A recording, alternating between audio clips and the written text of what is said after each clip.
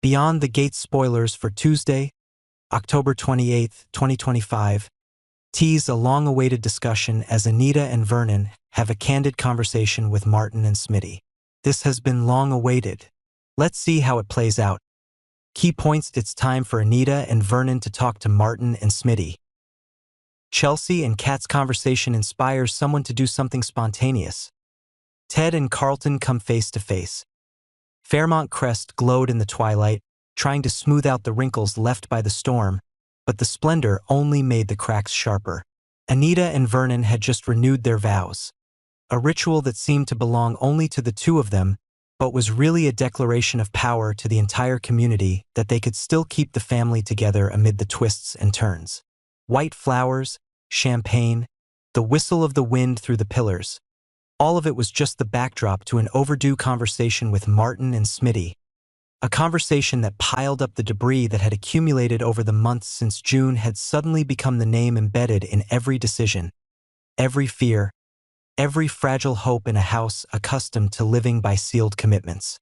Martin and Smitty are adjusting to a new normal, a bumpy one, where every dinner table has a place for a biological mother to suddenly return to claim her share, where every legal proceeding turns the living room into a courtroom, where children who believe in fairy tales about being chosen for love suddenly fall into a swirling void of why and what.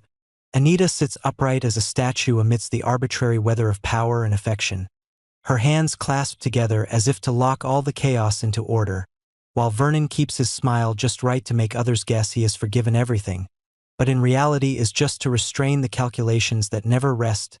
Their advice to Martin and Smitty is not a list of moral tips but a map of power, where every mile is flagged by political advantage and social bargaining. They spoke of the resilience of love in storms, but beneath the veneer was a warning about public image, about where to drop anchor, where to cut the cord, when to turn off the recording devices when meeting with June, when to turn off the tape recorders. They cited Danny and Andre, the newlyweds who had just been given a flashlit blessing, as an example of how this family knew how to create heaven in the midst of hell. But both Martin and Smitty understood that paradise at Fairmont Crest was never free. It was traded in quiet deals, promises cut, lines seen but not called. They understood Anita wanted a neat conclusion. June could be comforted but would never be allowed to redefine the family history. Smitty could be soft in the bedroom but tough on paper. Martin could be sleepless with remorse but crystal clear in the media. Vernon added another layer. Everything should be wrapped in the language of reconciliation because he owed the voters proof that this house put children first, and that language, used well, would confine June's claims to a moral framework of their own making. Meanwhile, in a dressing room filled with bags and ribbons, Chelsea and Kat established a fragile neutral zone that could only exist between two women who knew each other dangerously well. Chelsea was still a mirror to Kat's dark corners. Her new radiance wasn't entirely happiness. It was the gleam of a freshly sharpened blade, the kind of light that only those who have been betrayed and woken up in the middle of the night can recognize. Kat spoke of Tomas as a habit rather than a man. She knew he was drawn to her like a moth to a flame, and that gave her a choice she hadn't had before when Eva weighed on every decision. The question isn't whether Kat has forgiven Eva, but whether she's rebuilding herself on the broken pieces of someone else. Chelsea inadvertently lifts the lid of a Pandora's box when she mentions the potential for innocuous texts to form undercurrents. A photo of Tomas standing in front of Eva's old storage unit, a transfer receipt appearing in a secondary account, a last-minute cancellation of a date. At first glance, they all sound like disjointed dots. Taken together, they suggest a plan Kat might be walking around like a cliffside traveler, a plan not so much to love as to regain a sense of control. What Chelsea doesn't know is that the distance between the dressing room and the long hallway leading to the backyard is enough for someone halfway down the stairs to hear the disjointed pieces, piece them together as they please, and turn them into kindling. Samantha, who's just had a fight with June about where maternal boundaries lie and where sugar-coated ownership lies, stops for a moment, her anger weighing her down. The words from Kat and Chelsea's room fell to her like irregular raindrops. Tomas, photo, storage, transfer, opportunity, Eva, trial by fire, new frontiers. Samantha connected them to her frustration, and the picture emerged in the most favorable light for someone who needed action to feel like she hadn't been left out of the game. Nathan became a name that flashed like an escape hatch. A kindred spirit bent on doing the right thing, a talisman that could guide the fire out of the kitchen and into the piles of papers waiting to ignite elsewhere. Samantha thought about how Nathan could open the door June tried to close, how a relationship fueled by a sense of recognition could be the lever she needed to push the people who had humiliated her away from the edge of the table. On the other side of town, the hospital had just received a new batch of daylight bright lights, becoming the stage for a collision built on pride, unresolved history, and hearts exhausted by patience. Ted and Carlton began with a look of discomfort and ended with footsteps overlapping in the hallways filled with the smell of disinfectant. It wasn't that neither of them understood what Nicole wanted. They knew all too well that she wanted freedom, and the freedom she called it meant a safe space free of Ted's past and free of Carlton's grudges. But understanding wasn't the same as accepting. Carlton thought about the day Ted had filed a dossier that cost him a contract and a piece of his reputation. Ted thought about the times Nicole had glanced furtively toward the door as if to run away to a place where he wasn't. The two lines of thought represented two branches of pride that crashed into each other like two different seasonal storms. The nurses moved like clockwork, but each remonstrance only touched the prickly surface. Underneath, an old battle was being reenacted. In the moment the two men crossed the line, what they didn't see was Nicole standing a hallway away, her eyes cold as glass, calculating which way this blunder would push the situation. Either let her walk away as the torn woman, or let her retreat to her old room where Joey still kept her feeling like she had a choice, or at least the shadow of a choice that could be used when needed. The hospital incident didn't close like a chapter. It spilled over, infecting what seemed like private conversations. Anita heard the news and knew that such public rifts would be reflected on every face in the house. She reinforced her plan for moderation by tightening the anchors. Family dinners were set up as a banquet of sobriety, where every word had to be weighed before it was uttered, where Martin had to hear in detail how many witnesses each handshake with June should take place, where Smitty was reminded that kindness could not be shown. It had to be protected by clauses and signatures. Vernon checked schedules with his aides, thought about supporting a community initiative for foster families, not just to do the right thing but to turn the storm into wind at his back. Everything at Fairmont Crest was dual. One side was kinship, the other was calculation. One side was happiness on display, the other was an open crisis notebook. Chelsea returned to Madison in a state of duality. The feeling that she had done the right thing by trying to help Kat untangle the knot, and the feeling that something had gone awry. Their kitchen, usually quiet with its clear glassware, was suddenly filled with unspoken questions. Madison realized that Chelsea was hiding a piece of tension between the taps of spoons on the sides of glasses. Secrecy, at a time when a relationship is on the rocks, becomes flammable evidence. Madison began to connect the dots in her own way, and though she wasn't listening like Samantha, she saw some path that led to Kat, to Tomas, to a kind of loyalty she couldn't quite name other than betrayal. Love, when pushed to the wall, often chooses the worst response before it can think of a better one. Madison stiffened, and in that stiffness were the seeds of the steps that would make their shared home more cramped than any other temporary shelter out there. Samantha, having made a snap decision, approached Nathan not with sweet promises, but with the frantic rhythm of someone who believes she has been cut out of her circle of trust. She laid out a series of conditions as natural as breathing.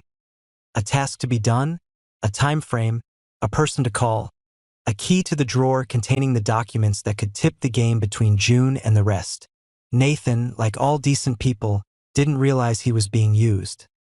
He thought it was a chance to right an invisible wrong, and the feeling of being useful at the right moment was the most powerful drug. The plan exploded faster than expected. A memo leaked in one direction. An anonymous text message reached the right person.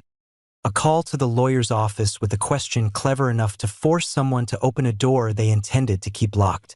Samantha stood behind the curtain, watching the play change, thinking she had brought things back into order. But in truth, she had just thrown a handful of seeds into the wind. When they fall, they pop up in places she doesn't expect. Nicole, in the night, flips through the options. Ted has just done what she's sick of, turning a good man into a lightning rod for his impotence. Carlton has used his past as a shield for his bruised pride. They both forgot to see the picture she was painting.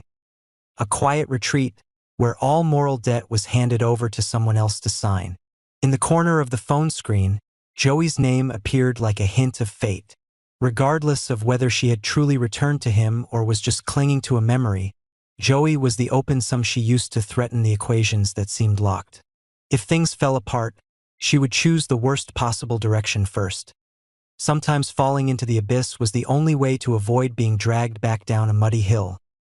The long overdue conversation between Anita, Vernon, Martin, and Smitty finally took place in the living room like a nameless courtroom. Its focus was no longer on who was right and who was wrong with June, but on what boundaries needed to be set so everyone didn't fall off the edge of the table. Anita talked about healing, but her eyes counted each person's steps, looking for the next potential weak point. Vernon talked about the future, but his mind was on the list of upcoming fundraisers and the question of who would be next to whom on the front page. Martin listened, feeling as empty as a glass jar, ready to hold anything that wouldn't burn. Smitty clenched his hands until they were numb. He understood that every child had a right to know where they came from, but he also felt the real fear. If their hearts were ripped out again, would the rest of the family be strong enough to glue them back together? Anita and Vernon's power lay not in their voices but in their ability to instill in people the feeling that every path out of this house was booby-trapped. So it was best to stay put and follow the lead that in the days that followed.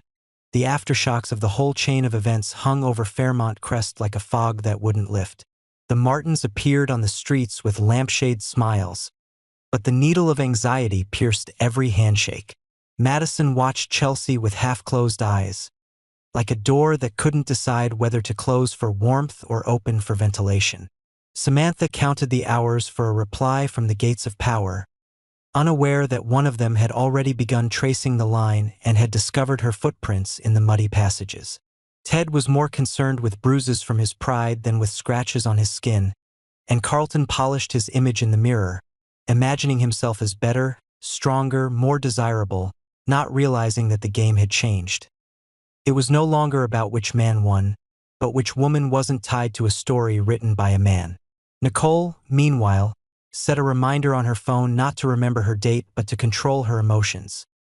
If her heart beat too fast, back off, not out of fear but out of strategy. No one called what had happened betrayal, but they all acted as if betrayal was the natural next step if they weren't careful.